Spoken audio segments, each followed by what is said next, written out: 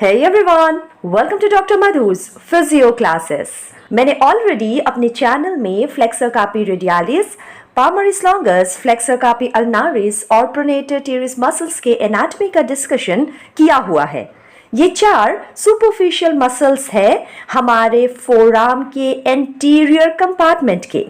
इन 4 superficial muscles के नीचे forearm के इसी एंटीरियर एस्पेक्ट में इंटरमीडिएट लेयर में जो सबसे बड़ा बल्की मसल होता है उसे कहा जाता है फ्लेक्सर डिजिटोरम सुपरफिशियालिस। कुछ बुक्स में इस मसल को सुपरफिशियल लेयर का डीपेस्ट मसल भी कंसीडर किया जाता है। फ्लेक्सर डिजिटोरम सुपरफिशियालिस के 2 ओरिजिन्स होते हैं। ह्यूमेरो अल्नार हेड ओरिजिनेट होता है कॉमन फ्लेक्सर ओरिजिन से, यानी कि मीडियल एपिकॉन्डाइल ऑफ ह्यूमरस से और कोरोनॉइड प्रोसेस ऑफ अल्ना से। वहीं रेडियल हेड ओरिजिनेट होता है रेडियस के शाफ्ट के एंटीरियर ऑब्लिक लाइन से। फ्लेक्सर डिजिटोरियम सुपरफिशियालिस मसल जैसे जैसे फोरआर्म के नीचे की ओर यानी रिस्ट की ओर डिस्टली जाता है, ये 2 प्लेन्स ऑफ मसल फाइबर्स में सेपरेट होता है।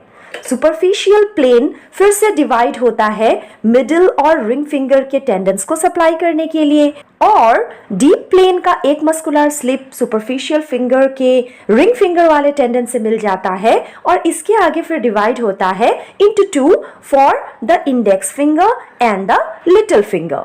ट्रांसवर्स कार्पल लिगामेंट के नीचे से पास होकर ये टेंडन्स पाम तक पहुंचते हैं और फिर मिडिल फैलेंजेस के बेसिस में वोलार सरफेस ऑफ हैंड में इंसर्ट होते हैं for the index, middle, ring और लिटिल फिंगर, मतलब from 2nd to 5th digits. Median nerve से इस मसल को नर्व सप्लाई मिलता है और अल्नार आर्टरी से ब्लड सप्लाई। अगर हम फंक्शन की बात करें तो primarily proximal interphalangeal joints of 2nd to 5th digits का फ्लेक्शन करवाता है ये मसल। ये देखिए, ये है PIP जॉइंट्स, यहाँ पे फ्लेक्शन करवाना प्राइमरी फंक्शन होता है फ्लेक्सर डिजिटोरम सुपरफिशियालिस का। इसके अलावा ये मेटाकार्पोफैलेंजियल जॉइंट्स के फ्लेक्शन में भी असिस्ट करता है और रिस्ट फ्लेक्शन में भी असिस्ट करता है।